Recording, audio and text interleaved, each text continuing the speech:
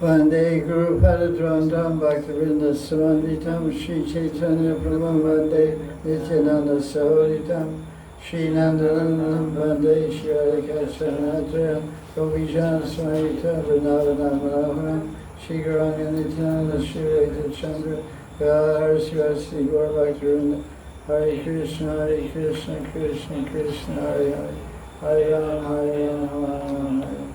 So this 2025 Krishna Jayanti Mahotsav Janmashtami Mahotsav Festival. And we're going, last year we read the story, described birth of Krishna from Ananda Vrindavan Temple. And this year we're going to read from how Parasara Muni describes the appearance of Krishna from Vishnu Puran. But before that we want to describe something that's very captivating to the intelligence, the idea of Krishna's here, he's not here. It's called Prakat Lila and Aprakat Lila. Prakat means manifest, and Aprakat means unmanifest. So at the very end of the book, Ananda Vrindavan Champu, which parallels the Bhagavatam, the author, Kavi Karnapur, wants to bring out this point of describing Aprakat and Prakat. So we'll read from how he describes the visible and invisible pastimes. In other words, what they generally say, when Krishna's in this material world, on the earth planet, showing his pastimes like 5,251 years ago. Right? Is that what the number? Yes. This is the 5,251st birthday. So I hope you have that many candles on the cake. That's going to be quite a job to blow them out. Anyway, I guess that's why he's God. He can blow out 5,251 candles. So Jiva Goswami talks about the same thing in Krishna Sandarbha, verse number 106 and 155, which I took some notes on. Because, like for example, the reason I want to describe this because they started celebrating Janmashtami in Nandagram a week ago. They've been celebrating for last week. And what I perceive by living here, or like I've noticed, and I feel it also, is the Brijvasis really feel like Krishna and Radharani are here. That's the difference between Brijvasi and non-Brijvasi. We're trying to feel. So this philosophical explanation will give some idea how we can feel. I mean, just by being born here, they have the adhikar and the samskars to have that feeling and that perception. So they really feel that, because when they say it's only a matter of consciousness, you can see the reality, and you can't see it because of different consciousness.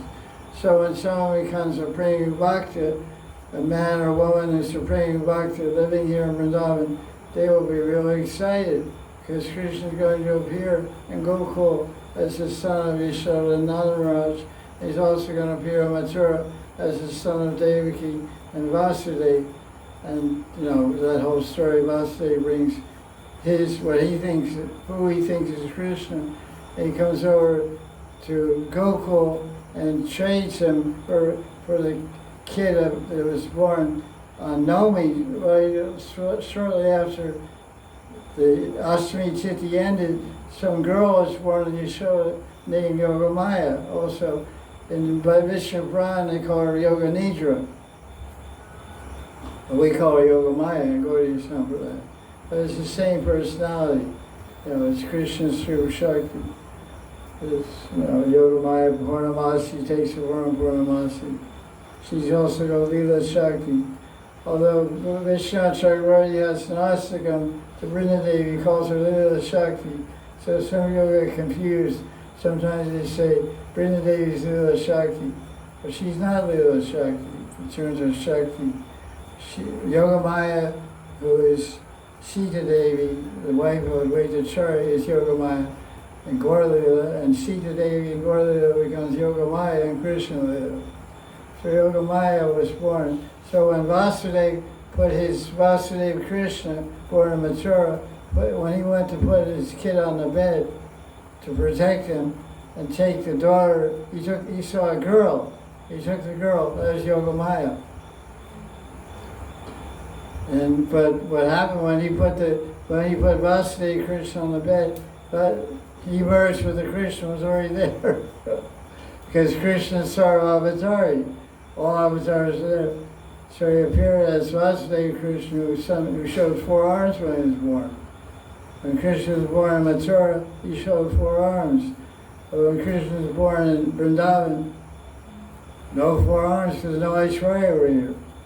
But Krishna did show 4 arms in Vrindavan. When and where?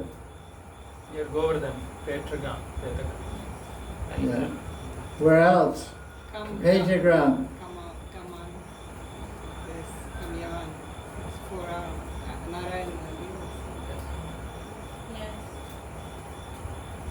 What did it come about? What? She's saying in Kamyavan also Krishna showed. No, that's Ram. No, when it's like they were searching for Krishna and he was. That's the Petragram. That's in Govardhan, south of Govardhan, Petragram, Chandrasrovar. There's a Leela of Sheshashayi. Sheshashayi is where Krishna showed 4 arm Vishnu form north of Koshi, well, like northwest of Koshi. On the edge of edge of Rajmandal, beyond Nandagram. At any rate, so the idea is that Krishna's Leela is visible and invisible. If you're praying bhakti, you can see it. So let's see what Kavi Karnapur says in the end of this chapter on Jewel and Leela, which closes the book. Because last week we were asked the question, what is subjectivity in spirituality? Because we think that the absolute truth must be objective. Because it's the absolute truth. Because there's truth of science. So in Switzerland, 2 atoms of hydrogen and 1 atom of oxygen makes water. And it's also true in India and everywhere. That's science. It's absolute. It's objective. So we say this is science or Krishna Bhakti. Bhakti Yoga is the science. But it's subjective science. Because different scientists see it in different ways. So here's an idea of subjectivity. Because Krishna Leela Vrindavan and Mathura and Dwarka. But as far as Kavi Karnapur, he writes a book on Nanda Vrindavan Shambhu. Yeah, there's no Mathura Leela. No Dwarka Leela. Not only that, this way he says it here.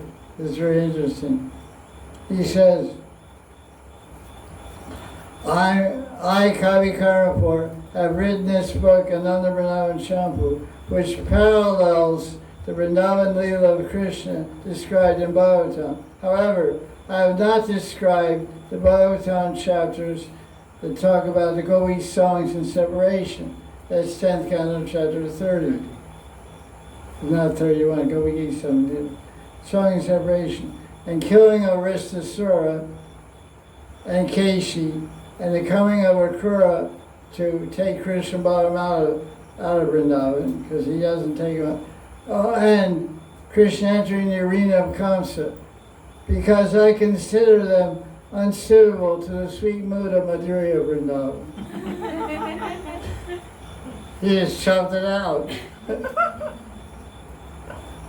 I wrote a book paralleling Bhagavatam, but so he's asserting his subjectivity. I'm not going to talk about Keshi. I'm not going to talk about Ristasura. I'm not going to talk about the gopis in separation from Krishna. Because my Krishna never separated from the gopis. That's really cool. So now he gets into the philosophy. he says, where does he say? So he says, Krishna, the embodiment of transcendental wonder, and his confidential pastimes are eternal by nature. They're constantly present in their manifest and unmanifested forms. What is to prove that Krishna's transcendental Vrindavan exists eternally, though it's invisible to the material eyes? When he's a transcendental Vrindavan, what is to prove that Krishna's having pastimes right now, having birth pastime right now in Gopal, right tonight in Gopal? The verses, the 10th count of Bhagavatam, chapter 90, verse 48, where all the verbs in this verse are present tense. Canto 10, chapter 90, verse 48. So he quotes that verse. This is the proof. The proof is the Bhagavatam. Jayati Janani Vaso Devaki Janma Vado Yadavar Parishat Swer Darbirasyan Asyana Dharman Stirachar Rijinagna Susmita Shimukun Ukena Brajapura Vanitana Vardayan Kamadevam. Sri Krishna was known as Jananivas, is. All the verbs are is, because the Sanskrit is present. He is, not was. He is the ultimate resort of all living entities. That's the translation of Jananivas. Nivas means resident. And we have Bhagavati Nivas behind us. This is Bhagavati Nivas here. That's the Radhi Palace. This is Raj Mandir. He's also known as Devaki Nandan or Yashoda Nandan, the son of Devaki and Yashoda. He is the guide of the Yadav dynasty. With his mighty arms he kills everything inauspicious, as well as every man who is impious. By Krishna's presence he destroys all things inauspicious for all living entities, moving and inert. It means trees, etc. His blissful smiling face always increases lusty desires of the gopis of Vrindavan.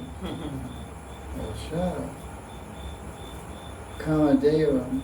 Susmita Shimukena. Susmita means a beautiful, a special smile. Is Shimukena, beautiful face, Mukha. Brajapura Vanitana. Vanita means young girl.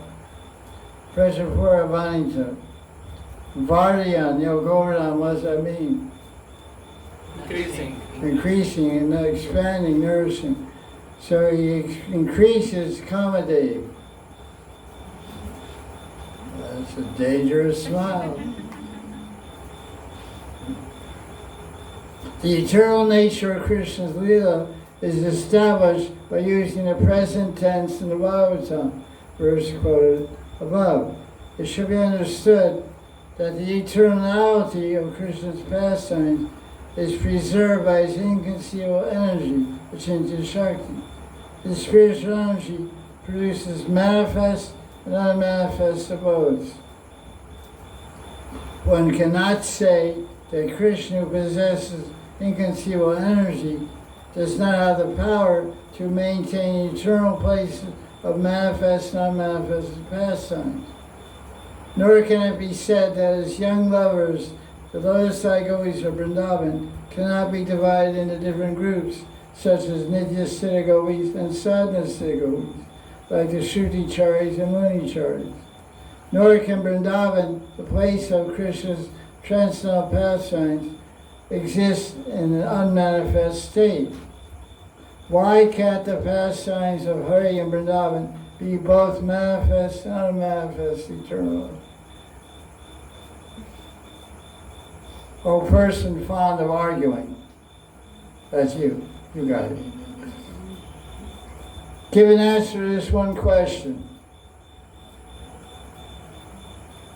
Do the manifest and unmanifest pastimes exist eternally and simultaneously? The answer is yes.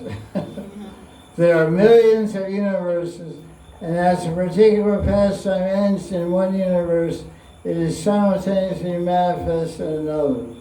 So right now, somewhere on Earth planet, in some universe, they're giving birth. But not only that, it's also happening here an apricot Lila. It's being prakat, so it's prakat eternally in some universe, and it's prakat here every so many days of Brahma or whatever, every so many millions of years. And it's also apricot here all 24 hours a day. The proof is any Premi Bhakti can see it. So if Premi Bhakti goes to Gokul tonight, goes to Nadaraj's house, they'll see Yashoda giving birth to Krishna. That's pretty cool. Or you can sit in meditation and see it. Because it's consciousness.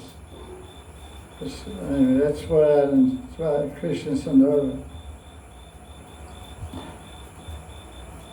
According to this method, the manifest pastimes remain eternally, always situated at some particular place.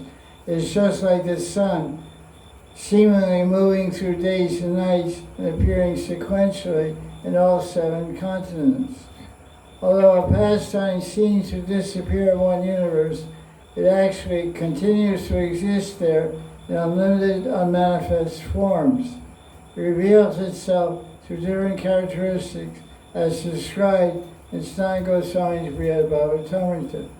How could one Krishna simultaneously enter different temples to marry each of the 16,000 queens of Dwarka, along with manifesting all its many forms and all the forms of his elders such as Vasudeva?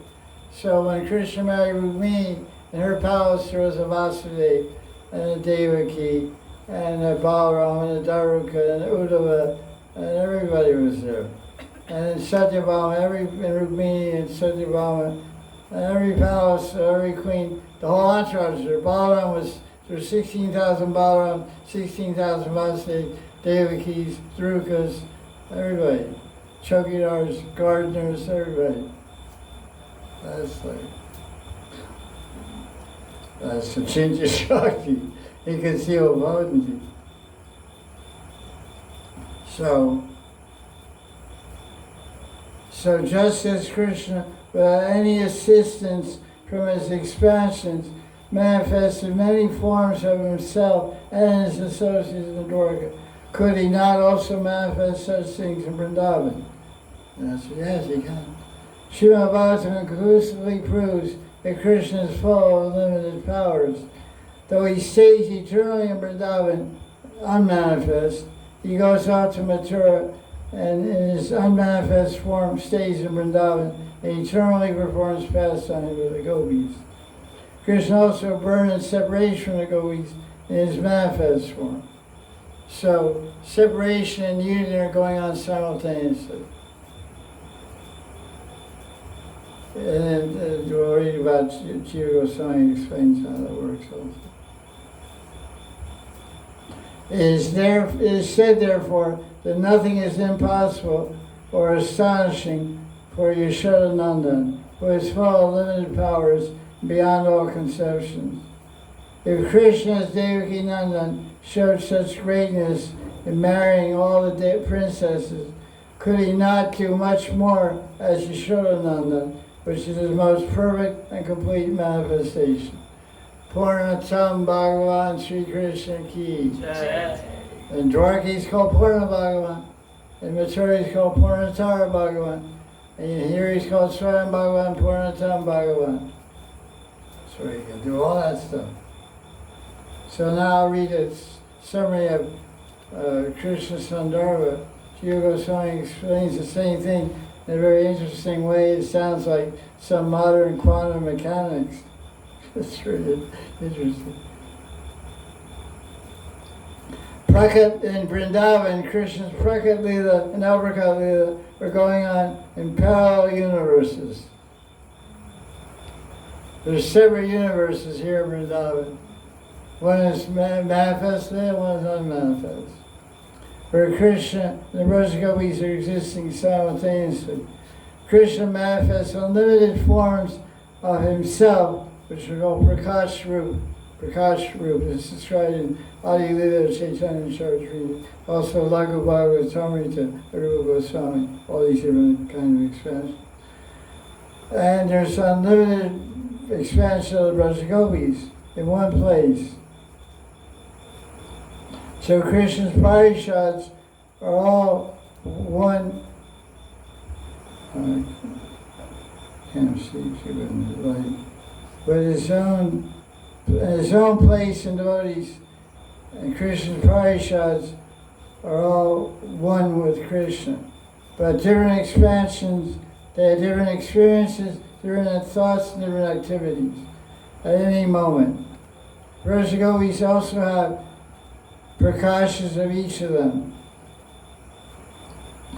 And each has feelings, with feelings, is simultaneously present in a parallel universe in separation and also in union. But they're not, the different forms are not aware. The Radharani feeling separation from Krishna is not aware of the Radharani is dancing with Krishna. This is really psychedelic, mind-bending stuff. The different forms are unaware of each other. So I have one form that's unaware of Krishna. I can't see it, but my says, hey, I'm in it. Yeah. Same thing. So now that's on shade 106, this is on shade 155 in Krishna Sandhara continues.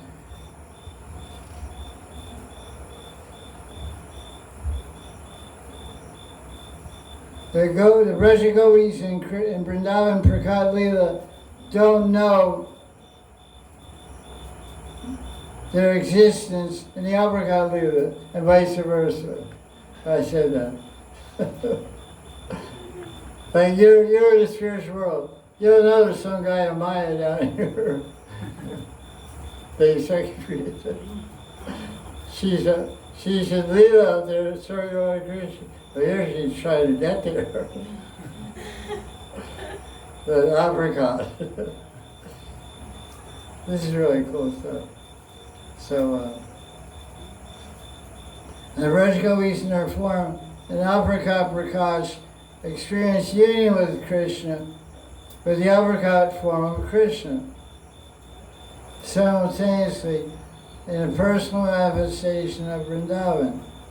The same Braja Gopis in their Prakash forms, with their Prakash forms of Vrindavan, are feeling union with Krishna. Even in Prakat Leela, when Krishna goes to another place,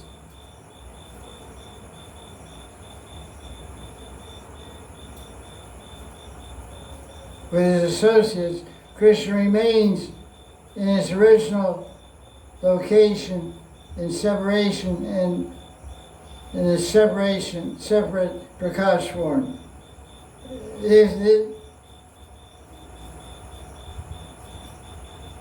This way, when the Braja Gopis are separated from Krishna, they remember the Prakat and Aprakat Leelas are one, and they're not different. I can't really read. They're parallel universes. They involve the same persons and the same abodes. So in other words, there's two Vrindavans here. So we're like curtains closed. Curtain opens, you see all the actors and you see all the scene. So that curtain is Mahamaya. Like in 7th chapter, Gita, verse 25. Dhamaprakasya Sarvasya. Yogamaya Samavrita. Yeah, there's a covering. We can't see Krishna because of Mahamaya. We can say Yogamaya, but it's Mahamaya. It's preventing us And when that Mahamaya becomes Yogamaya, she introduces us to the Lila. So that's what's going on. So it's like being a honeybee on the outside of a jar of honey. You're reading the label, Honey, Yeah. raw, unfiltered. All the nice vitamins and bee pollen, everything's factored. You read it. You can't get inside. So that's the frustration and the anxiousness of the sadhaka in Vrindavan. He knows it's going, she or she knows that it is going on right now.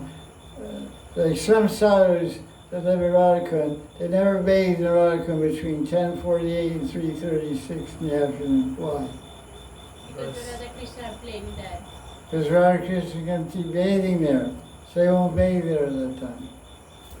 They bathe there early morning or after, they don't bathe at that time. But do we have that idea? We just, we just jump in there. Our friends come and they say, well, I'm bathe, so we go bathe with them. No, you don't think, oh, man, I don't want to stir the lila. So let's hear the description of Krishna's birth pastime, because this is one of the things you're supposed to do today.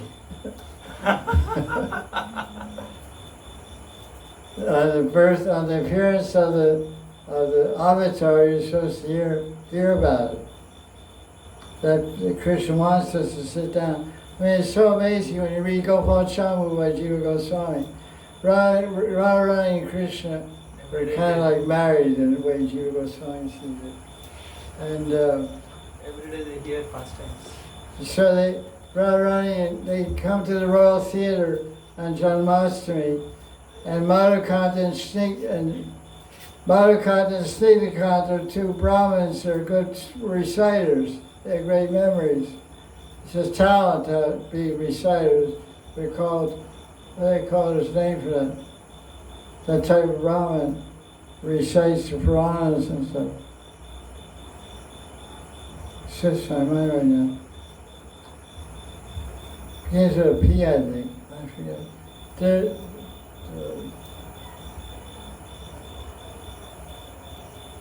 Panegyrists or whatever, I forget, there's a word in Sanskrit. Anyway, they're expert at reciting stories. They're good storytellers.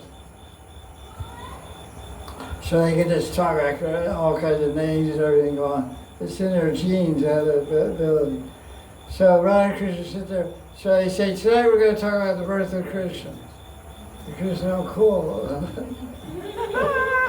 So it's like watching whole movies of yourself. Yeah. Like your brother says, we're going to show movies of your babyhood.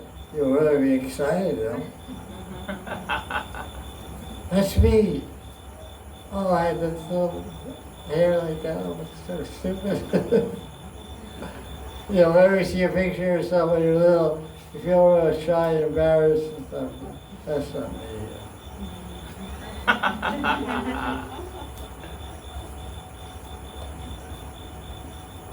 I feel shy and embarrassed when I think. My brother sometimes sends me pictures. He sent me a baby picture one time. And somehow it got around the Sangha. He was making fun of me. I was really fat.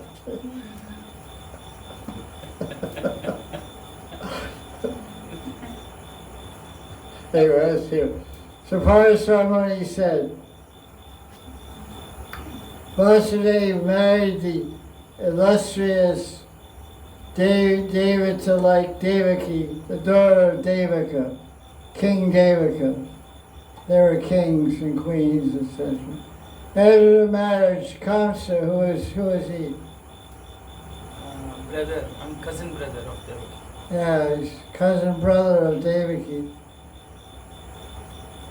He drove their car, as it says car. The Seagull's translation of Sanskrit.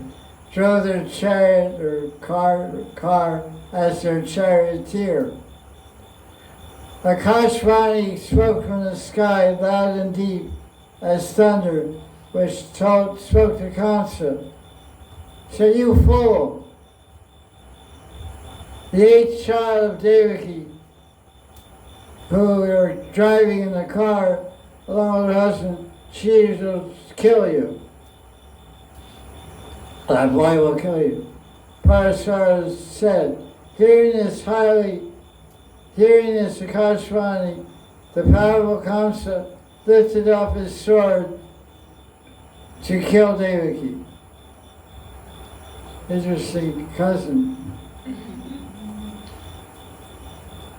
Then Vasudeva said, all one having long arms, Devaki should not be killed by you. I will hand over every child she gives birth to. O foremost of the twice-born ones, saying, "So be it," Kamsa obeyed Vasudeva's request. Out of respect for him, did not kill Devaki. In the meantime, the earth was oppressed by a heavy load. What was the heavy load? Earth. Burden. Sinful activities. Sinful activities of Kshatriyas. Sinful activities of Kshatriyas were all mostly religious at the time. Leader was Kamsa. So she went to the assembly of Devatas on Mount Meru with Brahma, and she described her difficulty. Bhumi said, "O Agni, O Surya, the Supreme Lord Narayan is my guide and the guide of all regions. Brahma is the patriarch. He's the eldest of the eldest born. O Devatas, you're all portions of Narayan. The sun, the winds, the saints, the Rudras, the Vasus, the Ashwinis, the fire, the patriarchs, that means the Petris. Atri is the first, but all are forms of the one Almighty Vishnu. The Yakshas, Rakshasas, Daityas, Pishachas, Danavas, Gandharvas, Apsaras are also forms of Vishnu. The sky, which is painted with stars, fire, water, wind, and myself, and this universe are all identical with Vishnu. So, the divine forms of that manifold being encounter and succeed one another night and day like waves of the sea. Amongst them there's one Kalanemi and other Danavas have occupied the area under the earth, and they're distressing the subjects continually. The mighty Vishnu destroyed the Daitya demon Kalanemi, and he has now been reborn as Kamsa, the son of Ugrasena. The Asuras, Arista, Danaka, Keshi, Pralamba, Naraka, Sunda, and all these other guys cannot be counted. O Devatas, many Akshainis of powerful demons, assuming beautiful shapes, are now walking on me. In other words, all kinds of demons are walking on me. But they're assuming beautiful shapes, because demons are shapeshifters. That's a big common term now, shapeshifters. They're lizards, they have bodies like lizards, but they can show themselves like human beings. The original form is lizards.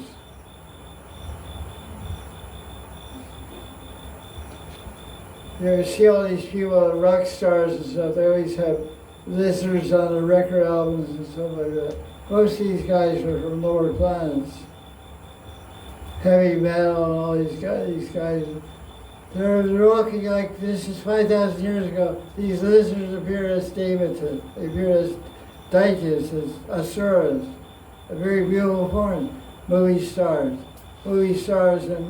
and rock singers are many of these asuras on the planet right now. They have forms as lizards, as ghosts, as different kinds of ugly beings. But they can change their shapes, they become this universe. We think it's some make-believe, but it's not make-believe, it's true.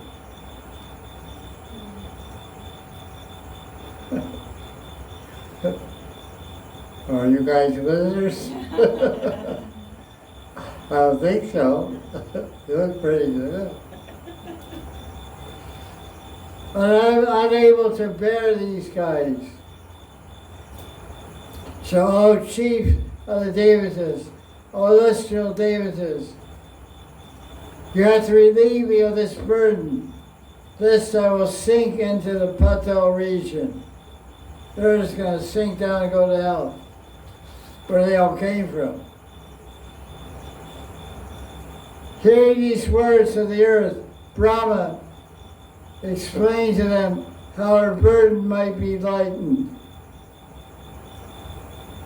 O Devatas, said Brahma, everything that Bhumi said is true. Myself and Shiva and all of you are a portion of Narayan.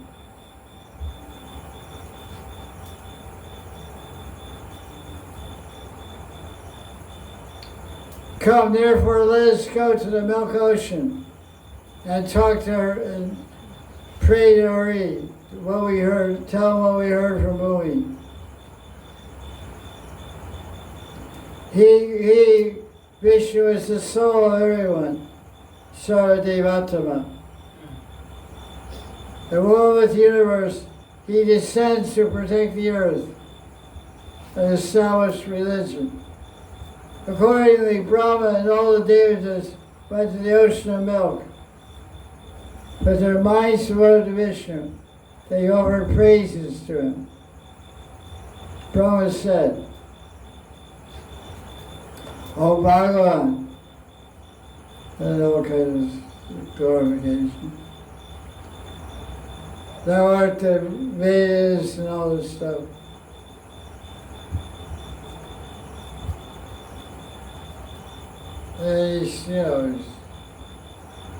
When you meet the boss, you have to butter him up. You want to get something from somebody else, you're so nice. Can you do this?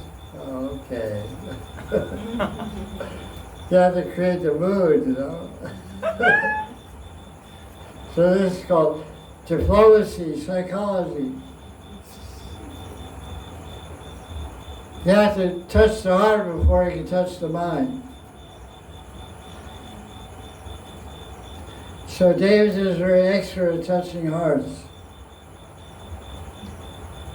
So he's saying a lot of stuff.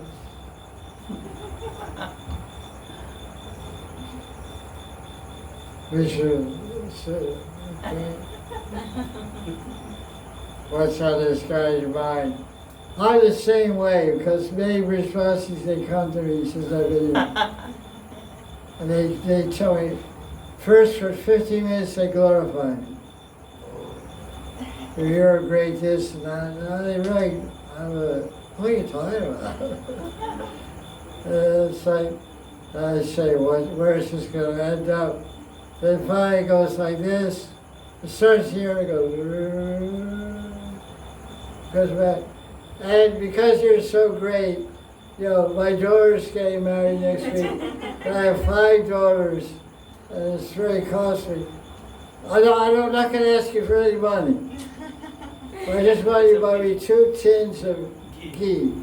Tin of ghee is 15 liters. 30 liters of ghee. Yes, of ghee. 2 tins of ghee. 15 liters in. 8,000 rupees each tin. I want you to buy the rice for the feast.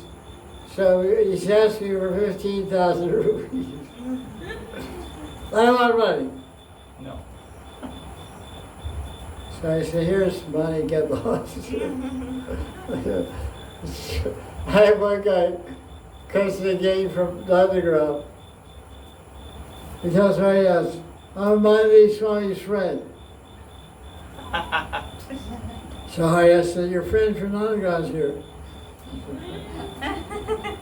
Krishna.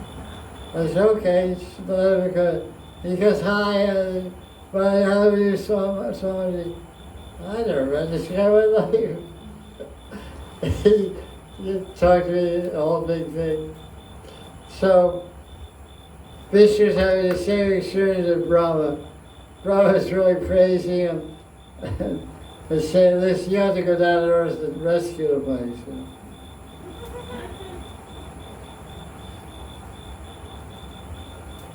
It's 1, 2, 3, 4, 5, so many verses. My God.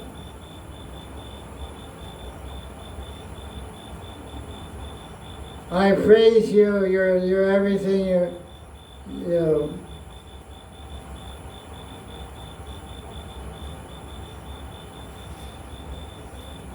Hearing all these praises from Brahma, Hari was pleased, and he said, he's called Hari Toshan, he's pleased. Tell me, Brahma, what do you want? Tell me straight. What do you guys, what do all the devatas want? Beholding the divine universal form of Vishnu, Brahma again offered obeisance and began to chant his glories. My God, he did it again. He was really nervous to ask him again. He was really had a lot of, Aishwarya Bhava, Bhayam, a lot of fear. Brahma is the biggest guy in the universe. He's got 4 heads, he's the only guy with 4 heads. Everybody else has 1 head, Shiva has 1 head. Everyone has 1 head. He got 4. But now he came across Ratarupa. He came across Narayana Vishnu with thousands of that. Now he gets the point. Oh, Vishnu, Bhumi Mata, the earth is oppressed by powerful asuras. It's shaking her to her very foundation. You're the upholder of the universe. Myself, Indra, Varuna, Yamaraj, Rudras, Vasus, everyone, you're all perfect. Oh, King of the Devatas, please give your orders. We're your servants already. So this is an interesting story because many Hindus believe this. So at that time, when Brahma said that, then Vishnu plucked out 2 hairs. He took 2 hairs from his head. One was black hair, one was white hair. For the black hair, Krishna appeared. For the white hair, Balaram appeared. This is Vishnu Puran. So many Indians, they believe that Krishna and Balaram are avatars. If you look up in the dictionary, look up the Encyclopedia Britannica, it says Krishna is the 8th avatar of Vishnu. Yes. Krishna comes from Vishnu. Well, we don't say that. We say Vishnu comes from Krishna. That's called subjective view. Parasar Buddha is a big Buddha, but Vyasadeva is also a big Buddha. So he says Krishna is Swayam Bhagavan. Ramayana says Rama is Swayam Bhagavan. Shiva Purana says Shiva is Swayam Bhagavan. Really? Yeah. So, the absolute truth is what you want to be.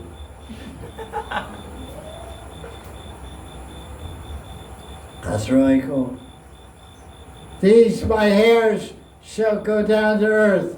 and relieve her of burden and her distress. That all the devatas in their own portions also appear on earth to fight the proud asuras. And every one of them shall be slain. Don't doubt this. All the asuras will be destroyed. My black hair shall be the 8th son of Devaki, shall destroy Kamsa. Having said his heart disappeared, and celestials bowed down to him, though invisible, went back to Mount Meru. Where from there they all appeared on the earth. Then Narada Muni went to Kamsa.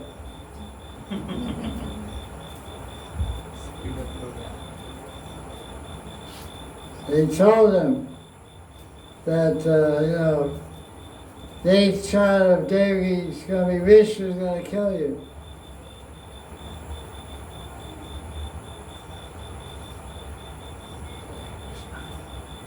And then he got pretty angry. So then he put Vasudeva Devi into secret confinement. He arrested them. But I saw something interesting in Harivamsa Puran, which is written by also Vyasadeva, but a different Vyasadeva. It's Dvaipayana Vyasadeva. The one who wrote Bhagavatam is called Veda Vyas. He's called, he's called, oh wait. This Krishna Jayanti is Harivamsa Puran. He's just called Vyasadeva. He's different. This is a different one. Okay. I'll read it.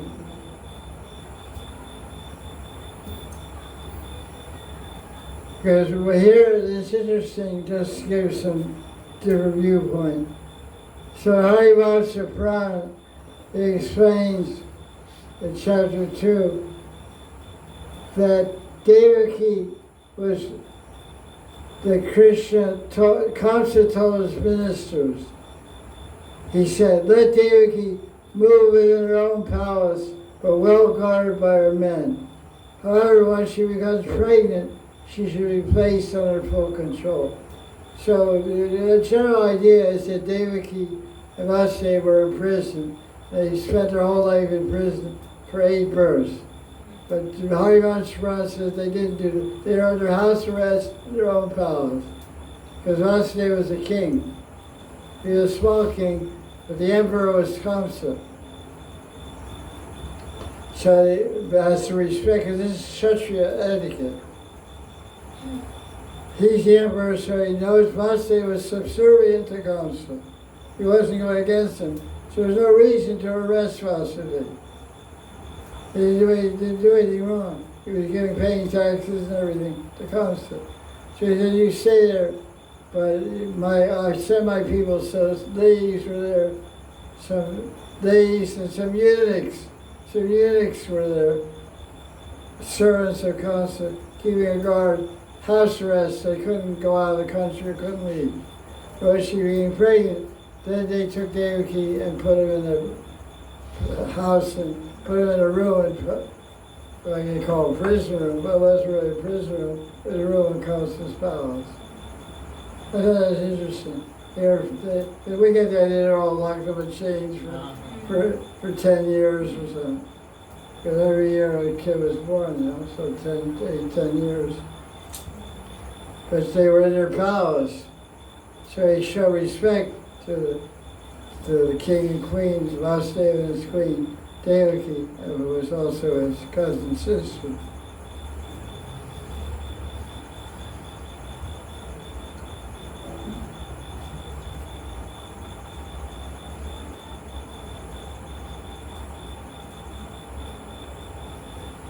Because I've been, since a long time ago, I've met many Indians that told me Krishna and Balaram are born of avatars of Vishnu, black hair and white hair. It was very common in India.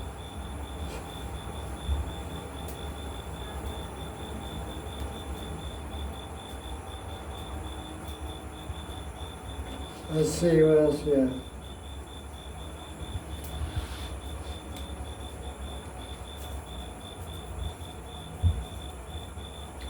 And then Vishnu told Yoga Maya, told her to take birth and make arrangements for all these, for the seventh child to be transferred from Devaki's womb to Rohini's womb. The Rohini came to Gokul and gave birth to Balaram. Yoga Maya did all that.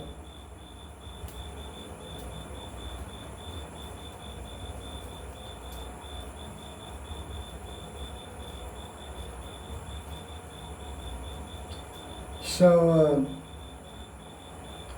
Yoga Maya entered the womb of Yashoda on the night of Astami.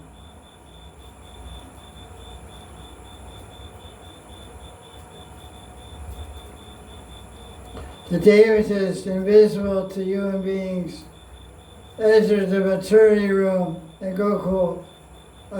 Mathura, and chanted the praises of Devaki in the day and the night, from the time that Vishnu entered into her womb. The devatas said, because of glorification, they glorified Devaki as the mother of Vishnu, mother of Krishna, etc.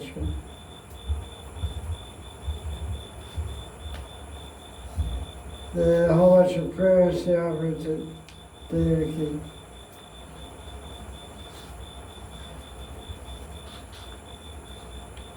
That's about it. That's basically the birth.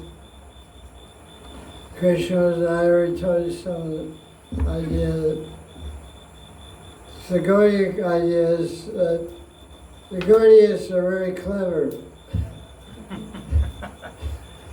The Saraswati Jiva Goswami, because they know Sanskrit perfectly.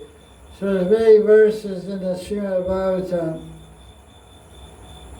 that describe Krishna's birth ceremony. So part of the birth ceremony, you cut the umbilical cord. So Bhagavatam explains that the umbilical cord of Krishna was cut in Gokul, not Mathura.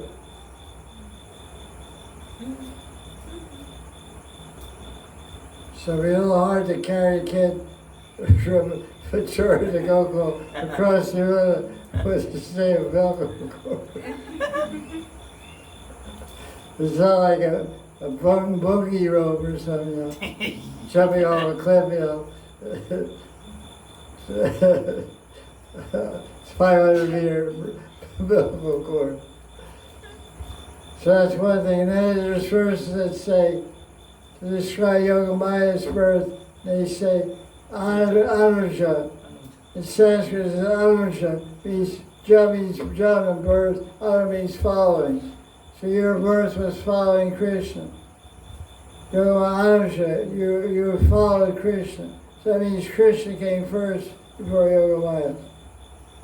So this way the Goswamis explain there were two Krishnas born. It's also described by Balaji Vidyabhushan in a book called Aishwarya Kadamini. Aishwarya Kadamini is a book written by Balaji Vidyabhushan. He describes the two Krishnas were born. So we celebrate the birth of Krishna, the son of Yashoda, because we're Gaudiya Vaishnavas. Our Ishtadeva is Krishna Vrindavan, not Krishna Mathura Dwarka. We read about, we respect it, we honor it, but our Ishtadeva is Krishna. That verse is there by Srinath Chakravarti. Aradhya Bhagavan Brajesh Chaitanya, Sridham Vrindavanam. Ramya Kachita Pasana Brajavadu Virasakavita. Sri Chaitanya. Srimad Bhagavatam Pramanamam Prema Pumartamaha Prema Pumartamaha. Sri Chaitanya Mahaprabhu Matamadam Natratha Ardhara. The viewpoint is is the idea, conception of Sri Chaitanya Mahaprabhu, that Krishna Vrindavan, we worship Krishna Vrindavan. Vrindavan Krishna. How we worship? Ramya Kachidapasana. We worship Krishna Vrindavan like the Gopis worship Krishna. Krishna Gopi Madhurati. And what is the proof of this? The proof is Srimad Bhagavatam, Amala Brahman. And the goal of life is Krishna praying and Gopi praying, Radha Krishna praying. This is the idea of Chaitanya Mahaprabhu. So this is the Sambandha Avideya Priyojana of Krishna Kabaki, as Lord Chaitanya taught it. So we worship Devaki Nandan, Yashoda Nandan. Just like Kartik one. In Kartik everybody worships Yashoda Damodar. We worship Radha Damodar. The month is called Damodar Mas. Okay, but which Damodar? There's two Damodars. The Yashoda Damodar and Radha Damodar. Jiva Goswami established Radha Damodar, not Yashoda Damodar. Because the Puranas describe Krishna came late to meet Radharani in the Kunja. Because it was his birthday. We don't know, but it was his birthday party. So she took a rope from her petticoat and tied him up. That's a heavy punishment. You take the rope off your petticoat or your slip, you'll have a slip. Yoga brush. Brush means you lose. What's that verse from Radha Surniti? Describes the breeze from Radharani. Huh? Breeze, the wind from Radharani. Venu Karani Paditam, Yeah. Staritam Srikandam, Brashtam Chapita Vasanam, Rajaraja Sunam. Wow. Nice, so that's it. Yeah, that's party. Is that right? You wanted that milk spoil, right? Okay. Right. So that's it. That's the Janma appearance day of Krishna. Vrindavan, the Gokul, Yashodananda. It's also Yoga Maya's appearance tonight. Usually it rains every Janmashtami. It rained this morning. Maybe it'll rain again tonight, we don't know. But the thing is, we're celebrating, I've celebrated 38 Janmashtmis in Vrindavan. I still haven't had darshan of Krishna's Janma-lila. But it's here, it's happening right now. Prakat Lila is going on right now. Gokul. So we are praying we can tune in. Just like you tune into your television to get a TV station. It's going on in Hollywood, Bollywood. Or it's a cricket match from Pakistan. You're watching it in Vrindavan. So wherever you are, you can tune in your TV and see something from far away. So the TV is consciousness, it's heart. You can see it. You can see all invisible pastime to be visible. The only thing separating is the type of a consciousness. The consciousness filled with love, praying, Krishna becomes visible. What's that verse in Gita? No, not that. There's a verse in Gita. Ajopi. Ajopisan Avyatma Bhutanam Ishropisan. Sambhavam, this verse describes how Krishna is here in Prakriti, he just makes himself visible. Sambhavam Yavamaya. By my Atmamaya, by my personal energy, I become manifest. So you can become manifest anytime, anyone. So how many more Janmashtmis I have to wait to get darshan? I don't know, but we should all pray. We're here in Vrindavan. The Lila is going on right here, right now. Why can't I see it? What's wrong with me? Praying is not there. The praying doesn't have to depend on being in Vrindavan. You have praying wherever you are, praying, Vrindavan manifests right there, wherever you are. It's so like